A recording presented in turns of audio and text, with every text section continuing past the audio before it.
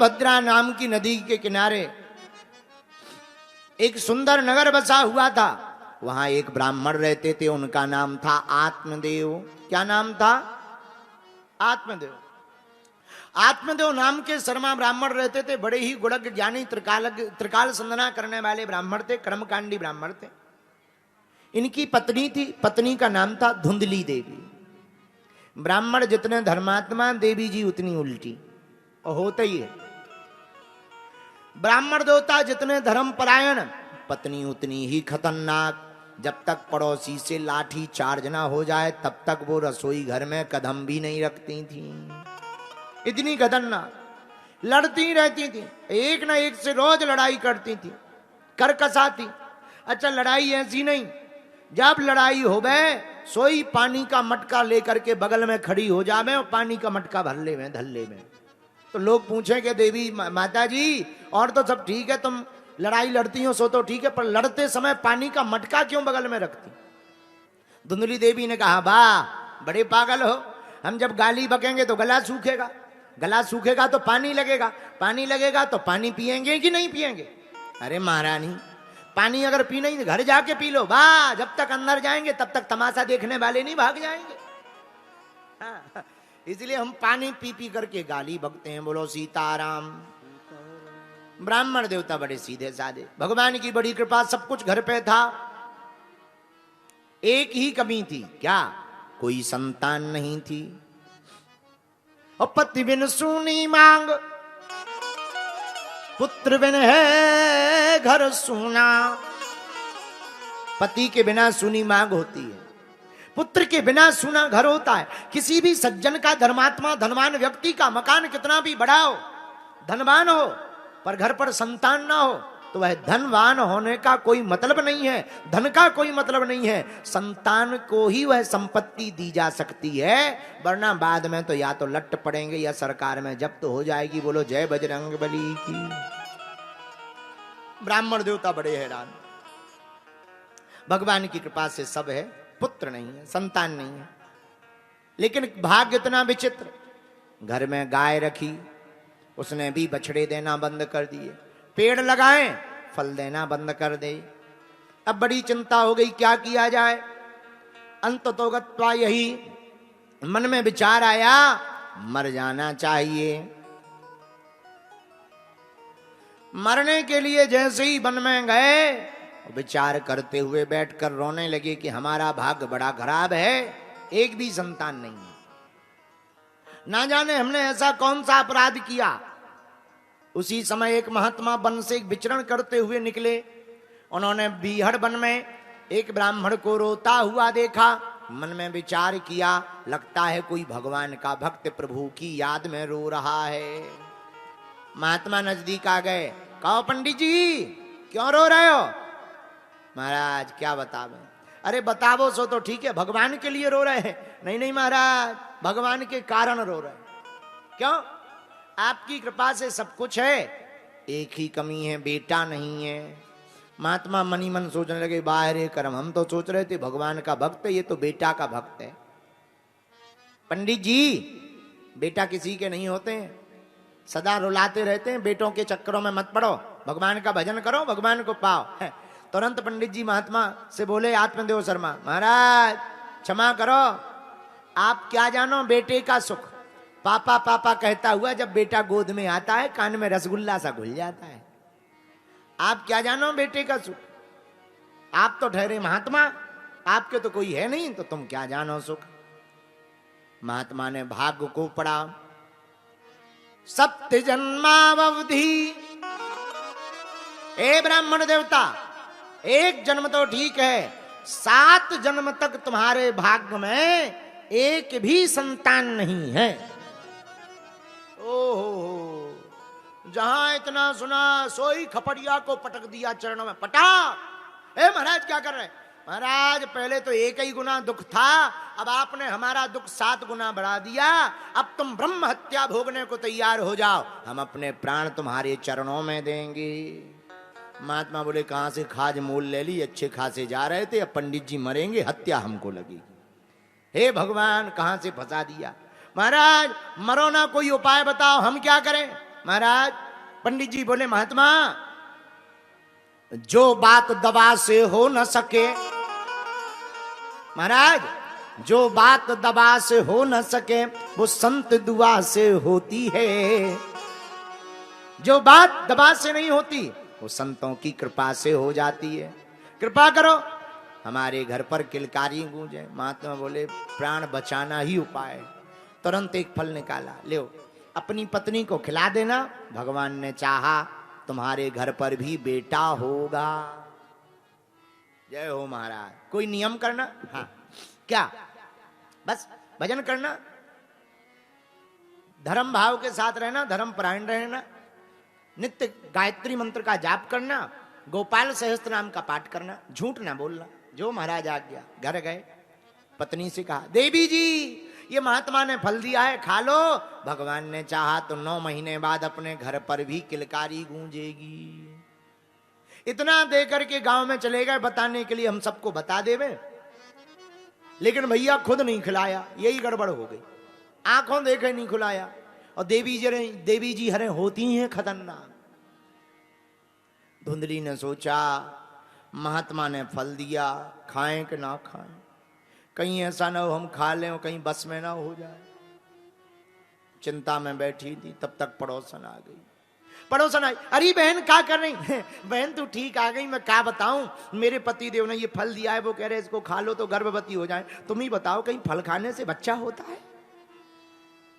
पड़ोसन ने कहा, बड़ी पागल हो, बाबरी हो, महात्मा का प्रसाद है, पालो, भगवान की कृपा हो जाएगी, क्या बिगड़ेगा, प्रसाद पाने में क्या बिगड़। अरे तू कहती है, लेकिन एक चिंता है। क्या?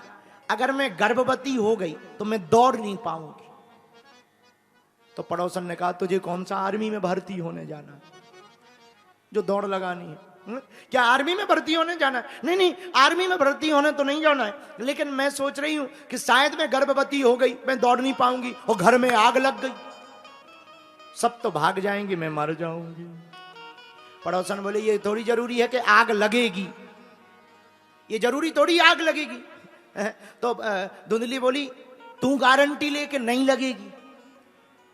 पड़ोसन ने सोचा, कौन गारंटी ले, कल के दिन यही अपने हाथ से लगा दे गारंटी जीतने के चक्कर में, आफत हो जाएगी। मैं गारंटी नहीं ले सकती। अच्छा चल छोड़, दूसरी बात बता। हमने सोचा है, सुना है, जो स्त्री गर्भवती हो जाती है उसका दूसरा जन्म होता है, बड़ी कुरूपवान दिखने लगती है। पड़ोसन ने कहा, तुझे रूप कुरूप में पढ़ना है? अरे ये चक्करों में मत पढ़, किलकारी गूंजने दे, भगवान की कृपा होने दे, ये माता पच्ची में मत पढ़। नहीं मानी, पड़ोसन भाग गई। लेकिन इतने में धुंधली की बहन आई, उस पर भगवान की बड़ी कृपा थी। धुंधली की बहन 2 बच्चा घर छोड़कर आई थी। एक बच्चा आगे आगे पैदल चल रहा था, एक बालक उंगली पकड़े था, एक को उसने गोद में ले रखा था, एक पेट में पल रहा था। पूरी क्रिकेट टीम तैयार थी। धुंधली की बहन की इतनी लंबी फौज जैसी आई, अरे बहन राम राम राम राम, आजा आजा आजा, अच्छी आ गई। मैं बड़ी चिंता में बैठी थी, मेरे पति देव ये फल लेके आए हैं, वो कह रहे थे इसको खा लो बच्चा हो जाएगा, तू बता मैं खाऊं या ना खाऊं। धुंधली की बहन तो सोचती थी कि भगवान करे इसके कोई बेटा ना हो, ताकि इसकी जायदाद में हमारा 1-2 बालक सेट हो जावे। सोई कान में आके बोली, कहां बाबाओं के चक्कर में पड़े, ये बाबा बैरागी बड़े खतरनाक होते हैं, ना जाने कौन सा मंत्र फूंक के दे दो, ये तू पागल है जाएगी, बर्बाद है जाएगी। क्या करे? एक काम करे, अगर ये असली होगा फल, ये गाय बहुत दिन से बंधी है, इसने भी आज तक कोई बछड़ा बछड़ी नहीं दिया, इसे खिला दो। पर एक बात बोलूं, हाँ, मेरे पति देव बड़े कॉन्फिडेंस में कह गए कि ये खा ले, जय जय हो जाएगी, बच्चा है जाएगा। अब मैं उनको क्या जवाब दूं? अरे तू चिंता ना कर, भगवान की बड़ी कृपा है। क्या? अभी अभी मेरी कोख में बच्चा आया है, 9 महीने बाद जो भी होगा सो मैं चुपके रातों रात तुझे दे दूंगी। तू गर्भवती होने का नाटक कर, फिर हमारे पास आ जाना, हम अपने पति का मुंह बंद करवाने के लिए कुछ मनीराम धनीराम ले आना, तू तेरा भी काम बना। ये इसने कहा, ये बढ़िया है। हाँ बहन, वाह वाह वाह, गजब गजब। गाय को फल खिला दिया, गर्भवती होने का नाटक करके स्वयं चली गई बहन के घर। 9 महीने बाद भगवान की कृपा हुई, और धुंधली की बहन को बेटा हो गया। रातों रात धुंधली को दे दिया, अपने पति का मुंह बंद करवाने के लिए कुछ सोना चांदी ले लिया। ये बेटा लेकर के ब्राह्मणी आई घर पर, महाराज आपकी जय हो जय हो जय हो, भगवान की कृपा से हमारे घर पर बेटा हुआ है। ब्राह्मण देवता बड़े खुश, वाह भगवान की बड़ी कृपा, महात्माओं का आशीर्वाद खाली तो जाता नहीं। तुरंत ढोल नगाड़े बजवाए और 2 दिन उत्सव चला ही था। जो गाय को फल खिलाया था, भगवान की ऐसी कृपा हुई कि उसके भी बेटा हो गया। बछड़ा नहीं हुआ, मनुष्यों जैसा बालक हुआ, बस कान गऊ जैसे हुए। अब तो इतनी ही भीड़ आने लगी, रोज की रोज पंडित जी के घर चमत्कार हो गया। पहले तो एक बेटा नहीं हो रहा था, अब चमत्कार देखो गइयों के भी बेटा हो रहा है। अब तो जय जय होने लगी, सोई भीड़ का तमाशा लगने लगा। एक दिन आत्मदो नाम के ब्राह्मण नामकरण संस्कार करने के लिए बैठे थे। गाय के जो बेटा हुआ था उसके कान गऊ जैसे थे, इसलिए उसका नाम रखा गौकरण। अपने बेटे का नाम रख ही रहे थे, तब तक पत्नी आ गई। महाराज क्या कर रहे हो? कुछ नहीं, हम तो जो है बेटे का नाम रख रहे हैं। महाराज 9 महीना कष्ट हमने भोगा है, बेटा का नाम रखने का अधिकार हमको दीजिए। चलो तुम रख लो, जिसमें तुम प्रसन्न रहो। महाराज मेरा नाम धुंधली है, मेरे बेटे का नाम धुंधकारी होगा। पंडित जी बोले जो पाओ सो बढ़िया। कालांतर में दोनों बालक बड़े हुए। भैया अब देखना फल का क्या प्रभाव। गोकर्णो पंडितो ज्ञानी धुंधकारिष्या महाखला। गोकर्ण पंडित हुए, ज्ञानी हुए, पर धुंधकारी महाखल हुआ। जन्म के बाद बचपन से ही बड़ा खतरनाक। जैसे ही थोड़ा बड़ा हुआ पैदल चलने लगा, सोई बगल के पड़ोस के मकान में जावे, छोटे सोते हुए बच्चों को चोटी लेकर के 4 चांटा मार के आ जावे। कोई बूढ़ा आदमी, अंधा आदमी रास्ता पूछे, कुआं में गिरने का रास्ता बता दे, पड़ोस के गांव जाने का रास्ता बता, उल्टा काम करे। धीरे धीरे दोनों बड़े हुए, पर गोकर्ण पंडितो ज्ञानी। गोकर्ण तो महान विद्वान हुए, यह बड़ा हुआ। आहा, आइए आइए, परम पूज्य श्री भूरी वाले महाराज जी पधार गए।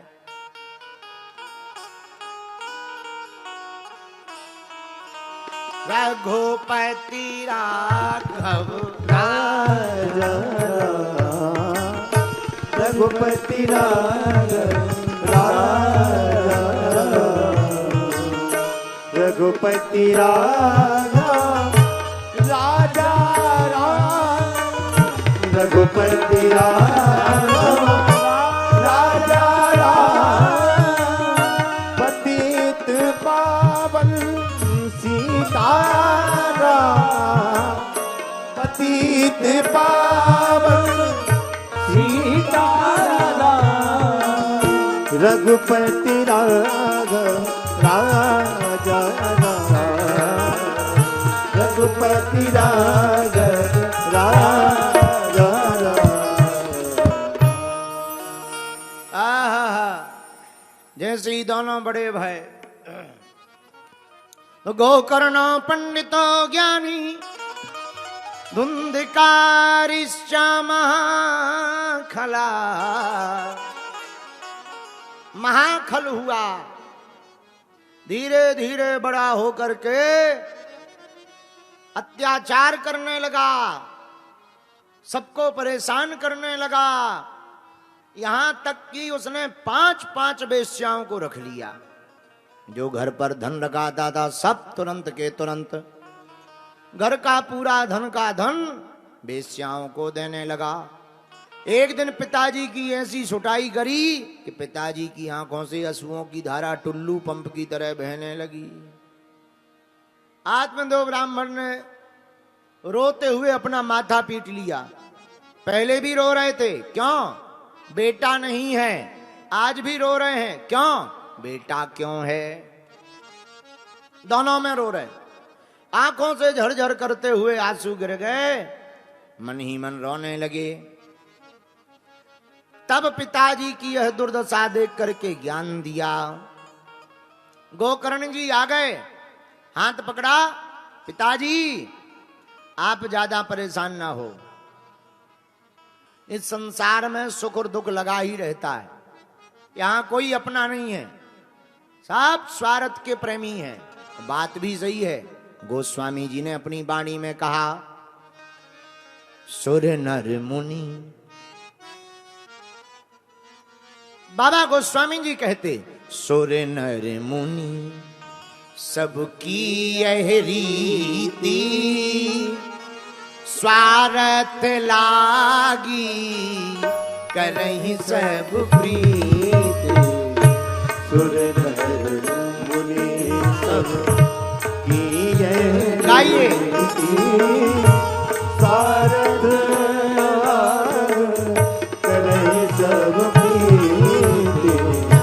सुर नर मुनि सब की यह रीति, स्वार्थ लागी करहि सब प्रीति।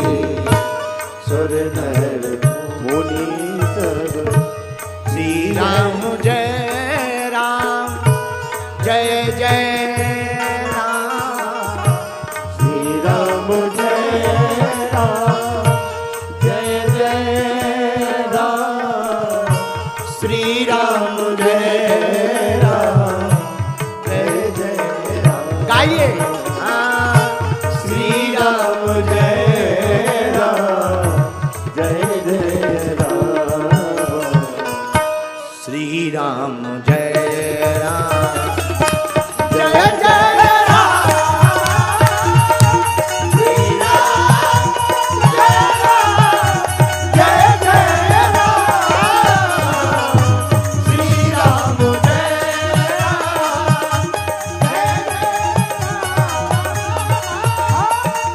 राम,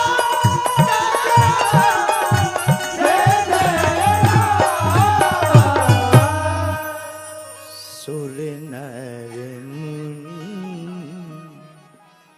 सुर नर मुनि सबकी यह रीति, स्वार्थ लाग करें सब प्रीति। मेरे सज्जनों, मेरे प्रिय श्रोताओ, इस संसार में कोई अपना है ही नहीं, सब स्वार्थ बस प्रीति करते हैं। जितने भी दुनिया के लोग तुम देखोगे, माता पिता भाई भ्राता सुत सुहद नारी, सब स्वार्थ के लोग हैं। जब तक स्वार्थ होगा तो लोग राम राम करेंगे, स्वार्थ खत्म हो जाएगा तो लोग राम राम भी नहीं करेंगे।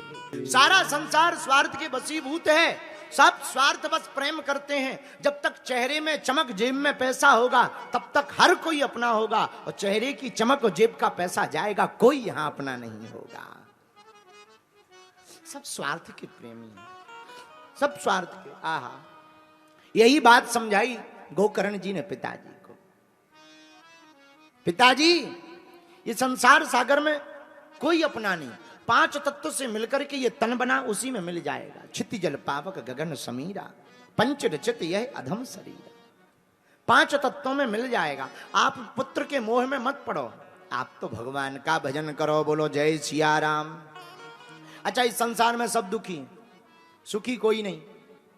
जो सुखी दिख रहे बेबी दुखी है, जो सुखी दिख रहे बेबी दुखी हैं। सुखी दिखने वाले भी ऐसा मत समझना कि दुखी नहीं है, उन्हें कोई ना कोई दुख लगा हुआ, कोई तन दुखी, कोई मन दुखी, कोई धन बिन रहत उदास, और थोड़े थोड़े सब दुखी, पर सुखी राम के दास।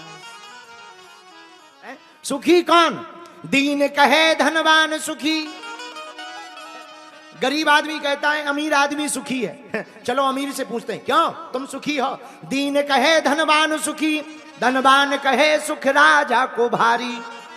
धनवान कहता हम सुखी नहीं है, राजा है, प्रधानमंत्री जी सुखी है। अच्छा, उनसे पूछो राजा से, क्यों तुम सुखी हो? राजा कहे महाराजा सुखी। हम सुखी नहीं है, लेकिन महाराजा सुखी है, महात्मा लोग बहुत सुखी। अच्छा, जो वैसे महात्मा, महाराज तुम सुखी हो? दीन कहे धनवान सुखी, धनवान कहे सुख राजा को भारी। राजा कहे महाराजा सुखी, महाराजा कहे सुख इंद्र को भारी। हम नहीं है, इंद्र सुखी, क्या इंद्र सुखी है? ओ इंद्र महाराज, हेलो, क्या तुम सुखी हो? इंद्र कहता, इंद्र कहे सुख है, सुखी है ब्रह्मा। हम नहीं है, ब्रह्मा जी सुखी हैं, उन्हें कुछ नहीं करना, केवल बनाना ही भर, फैक्ट्री भर चलानी, आदमी बनाना, उन्हें कोई काम। हमें तो बड़ी टेंशन है। तुम्हें क्या टेंशन है? इंद्र कहता हमें बड़ी टेंशन है, कोई तपस्या करता हमें डर लगने लगता कहीं ये हमारी पदवी ना मांग ले। तो हम तो बहुत दुखी हैं, टेंशन में रहते हैं, रोज यही चेक करवाने के लिए रिपोर्टिंग लेते रहते हैं कि कोई तपस्या गहरी तो नहीं कर रहा, और जरा चेक करो कोई बागेश्वर धाम पे अखंड तो नहीं बैठ गया है। मांग लेवे के भाई इंद्र को हटा। तो दीन कहे धनवान सुखी, धनवान कहे सुख राजा को भारी, राजा कहे महाराजा सुखी, महाराजा कहे है इंद्र सुखारी। इंद्र कहे चतुरानन सुखी, चतुरानन कहे सुख विष्णु को भारी। ब्रह्मा जी से पूछा तुम सुखी हो? नहीं, हम भी नहीं है। क्यों? हमारी भी पल पल आयु कम हो रही है, कई बार क्वांटिटी गड़बड़ हो जाती है, ऊपर नीचे हो जाती है, पुरुष ज्यादा बन जाते, कई बार महिलाएं ज्यादा बन जाती हैं, बड़ी गड़बड़। तो कई बार यहाँ वहाँ ऊपर नीचे बैलेंस ही मिलाने में हमें बड़ी दिक्कतें रहती हैं। तो कौन है सुखी? तब तुलसीदास जी, तुलसीदास विचारी कहें, तुलसीदास विचारी कहें, हरि भक्ति बिना सब जीव दुखारी। गोकर्ण जी समझा रहे, पिता आत्मदेव जी, संसार सागर सब दुखी हैं, इस संसार में कोई सुखी नहीं। पिताजी, इसलिए आप कृपा करके पुत्र के मोह को छोड़ करके जाओ। क्या करें? वन में जाकर भगवान के भजन को करो। जहां इतना सुना, पुत्र की बात को मान करके भजन करने के लिए चले गए। एक बात जरा यहां समझना,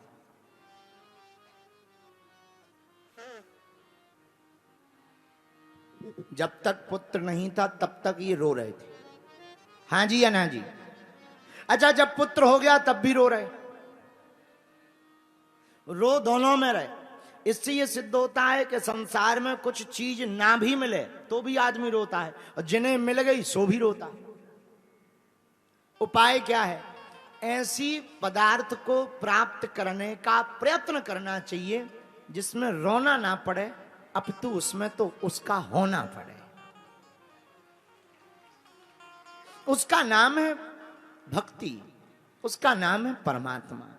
प्रभु का होना पड़े ऐसा प्रयत्न करना चाहिए, रोना ना पड़े ऐसे प्रयत्न के पीछे नहीं भागना चाहिए, प्रभु का होना पड़े ऐसे प्रयत्न के पीछे भागना चाहिए। लेकिन एक बात, ये मन बड़ा चंचल है, ये संसार सागर में रहता है। जब बहुत ज्यादा वासना में रहेगा तो उपासना की याद आएगी, और तुम उपासना में रहोगे तो वासना की याद रहेगी। जिस दिन तुम्हारा व्रत रहेगा उसी दिन तुम्हें रेस्टोरेंट दिखेंगे, जिस दिन तुम्हारा व्रत रहेगा उसी दिन तुम्हें रेस्टोरेंट रखेंगे, जिस दिन तुम्हें भूत की याद आएगी उसी दिन तुम्हें हनुमान चालीसा याद आएगा। गजब की बात, ये संसार सागर बड़ा विचित्र है। उपाय क्या महाराज?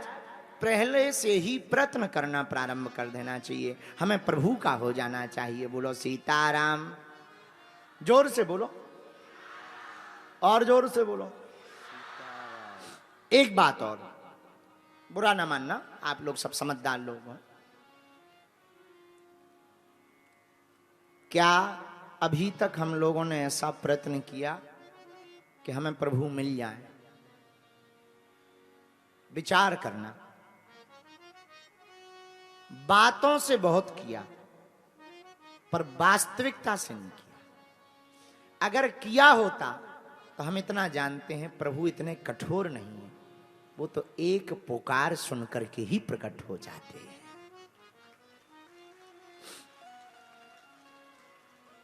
वास्तविक अगर पुकार की होती तो वो जरूर प्रकट हो जाते हैं। गोकर्ण जी की बात मानकर उनके पिताजी वन को चले गए।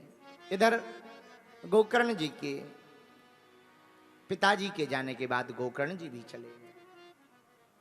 धुंधकारी और अत्याचार करने लगा, पांचों वेश्याओं को घर पे ला के रख दिया, सारी संपत्ति उनको दे दी। एक दिन माता जी को भी खूब पिटाई की। माता धुंधली ने सोचा पिटने से तो अच्छा है मर जाना चाहिए, कुआं में कूद करके अपने प्राणों को छोड़ दिया। पांचों वेश्याएं घर पर आकर के रहने लगी। वेश्याओं ने कहा कि हमको धन ला के दो। धुंधकारी ने सोचा धन कहां से देवें, सो चोरी करने लगा। राजा के घर में चोरी की, धन ला करके दिया। वेश्याओं ने सोचा किसी दिन ये पकड़ा जाएगा तो हमारा नाम बताएगा, इसके साथ साथ हमको भी फांसी की सजा मिलेगी। सोई पांचों वेश्याओं ने एक प्रयत्न किया। रात को खूब मदरा का पान करवाकर इसके गले को घोंट दिया, वहीं पर मारकर गड्ढा खोदकर गाड़कर सारा धन लेकर के चली गई। पांचों वेश्याएं जब चली गई, बहुत दिन बाद जब गोकर्ण जी घर आए, सबका गया श्राद्ध कर दिया, जो खबर मिली। पर घर पर आकर देखा एक प्रेत बड़ा परेशान कर रहा, कभी कुछ बन जाए। एक भयंकर प्रेत सताने लगा। मन में सोचने लगे हे भगवान ये कौन सा प्रेत है। अंजलि में जल लिया और जैसे ही छोड़ा सो रोता हुआ वो प्रकट हो गया प्रेत। भैया कौन हो? उसने रोते हुए कहा अहम भ्राता तुदीयोस्मि। भैया मैं तुम्हारा ही भाई हूं। अहम भ्राता तुदीयोस्मि धुंधकारी नामतः। मेरा नाम धुंधकारी है, मैं तुम्हारा भाई हूं। अरे भाई, गोकर्ण जी ने कहा हमने तो तुम्हारा गया जी में श्राद्ध कर दिया, पर तुम्हारा तरन तारण नहीं हुआ, क्या बात है? अच्छा, इसका मतलब ये नहीं है कि गया जी की महिमा कम है। गोकर्ण जी ने धुंधकारी का गया जी में श्राद्ध तो किया, पर गया जी में जब श्राद्ध करते हैं तो गोत्र लगता है। गोकर्ण जी का गोत्र अलग था, धुंधकारी का गोत्र अलग था, क्योंकि धुंधकारी जिस गोत्र के थे वो धुंधली की बहन के गोत्र के थे, इसीलिए उसका कल्याण नहीं हुआ, ऐसा संत कहते हैं। भैया हमने तो तुम्हारा गया जी में श्राद्ध किया, पर तुम्हारा उद्धार नहीं हुआ, अब हम कल कोई उपाय देखेंगे, आज शांत हो जाओ। दूसरे दिन सूर्य भगवान को अर्घ दिया, हमारा भाई प्रेत योनि में है, क्या करना चाहिए? तो सूर्य भगवान ने आकाशवाणी से आज्ञा दी, गोकर्ण जी श्रीमद् भागवतान मुक्ति सप्ताहम वाचनम कुरु। साप्ताहिक श्रीमद् भागवत कथा का आयोजन अगर किया जाएगा तो तुम्हारे भ्राता धुंधकारी का तरन तारण हो जाएगा। बोलो भागवत भगवान की। इतना सुनते ही गोकर्ण जी ने सोचा कोई और क्यों, हम ही कह लेते हैं। स्वयं भागवत का पारायण प्रारंभ किया। गांव के लोग आकर के बैठने लगे, अगल बगल के लोग आकर बैठने लगे, भागवत सुनने लगे। उसी समय वहां पर 7 गांठ का एक बांस लगा था। बांस के ऊपर एक सुराग था, छिद्र था। उस छिद्र में धुंधकारी प्रेत बन करके आकर के बैठ गया। ये बांस क्या है? बांस है वासना का प्रतीक। वासना के बांस पर हम सब बैठे हुए हैं, लेकिन जो वासना के बांस पर बैठ करके उपासना की चर्चा को सुनता है, उसकी प्रत्येक गांठ फट जाती है और पूर्ण परब्रह्म परमात्मा की प्राप्ति हो जाती है। तो वासना के प्रतीक बांस के गांठ के ऊपर धुंधकारी बैठ गया। गोकर्ण जी ने साप्ताहिक श्रीमद् भागवत कथा को सुनाया। वैष्णवम ब्राह्मणम मुख्यम श्रोतारम परिकल्प्य सहा। एक दिन की कथा हुई, एक गांठ फट गई। दूसरे दिन की कथा हुई, दूसरी गांठ फट गई। 7 दिनों में 7 गांठें फट गईं। और जो प्रेत बना हुआ धुंधकारी बैठा था, भगवान की ऐसी कृपा हुई, दिव्य रूप लेकर के 7वें दिन 4 भुजाएं लेकर के हाथ जोड़ करके भागवत के सामने प्रकट हो गया। और प्रकट होकर के हाथ जोड़ करके स्तुति करने लगा। धन्या भागवती वार्ता प्रीति पीड़ा विनाशिनी सप्ताहोपि तथा धन्या सप्ताहोपि तथा धन्या कृष्ण लोक फल प्रदा। धन्य है भागवत की कथा। क्यों?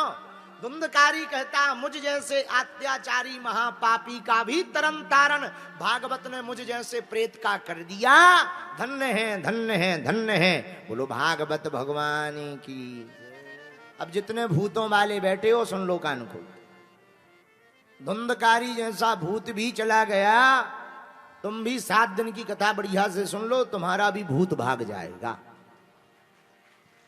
आज दिन में बहुत भूत चिल्ला रहे थे, तो भूत वाले कान खोल के सुन लो। आज शनिवार भी है और हम तो इतना कहते हैं, भूत पिशाच निकट नहीं,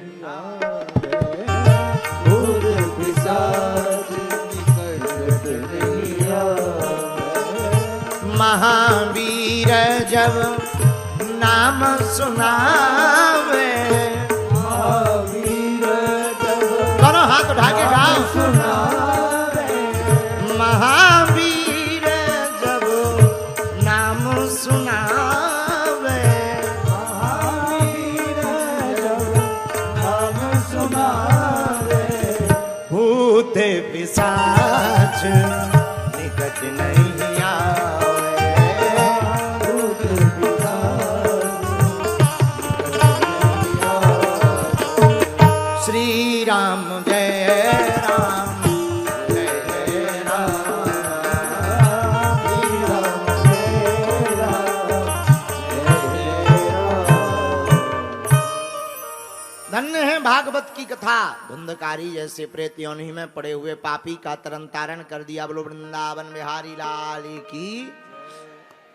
लेकिन उसी समय पर भगवान का विमान आया, धुंधकारी बैठकर जाने लगा। रूप बड़ा प्यारा, दिव्य रूप धरो जातस तुलसीदास मंडिता। दिव्य रूप लिए हैं। अच्छा देखो, धुंधकारी कितना पापी भूत था, पर दिव्य रूप हो गया। भूत का भी दिव्य रूप हो सकता है, इसको परिवर्तन कहते हैं। अच्छा, परिवर्तन हुआ कैसे? कथा से। जो भूतों की पूजा करेगा उसका मुख भूत के समान हो जाएगा, जो भगवान की पूजा करेगा उसका मुख भी भगवान के समान हो जाएगा। हाँ, ऐसा प्रमाण है बहुत जगह। जो जिसकी पूजा करता है उसका स्वरूप वैसा ही हो जाता। बोलो सीताराम। जोर से बोलना और जोर से बोलो।